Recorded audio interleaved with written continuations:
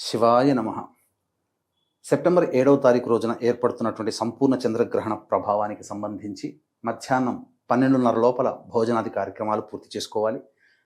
పిల్లలకి, వృద్ధులకి, రోగగ్రస్తులకి ఎటువంటి నియమాలు పాటించాల్సినది లేదు.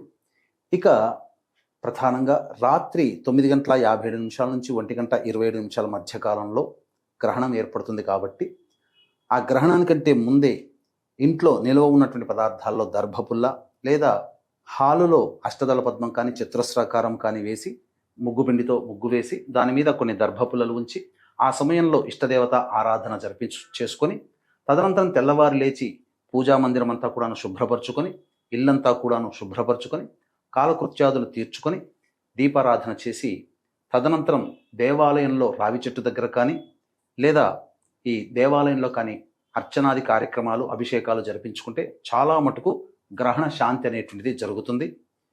ఈ యొక్క సంపూర్ణ చంద్రగ్రహణం రోజున దృష్టిలో పెట్టుకొని 8వ తారీఖు రోజున సాయంత్రం 5 గంటలకి మన పీఠం ఆధ్వర్యంలో సంపూర్ణ గ్రహణ దోష నివారణ పూజలు హోమాలు అనేటువంటి జరిపించడం జరుగుతుంది.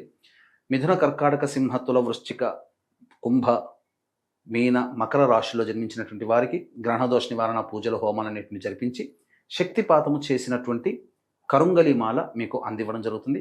ఈ కార్యక్రమంలో గోతనామాలు నమోదు చేసుకునేవాళ్ళు స్క్రీన్పై కనిపిస్తున్నటువంటి నెంబర్లకి కాంటాక్ట్ చేసి వివరాలు తెలుసుకోవచ్చు.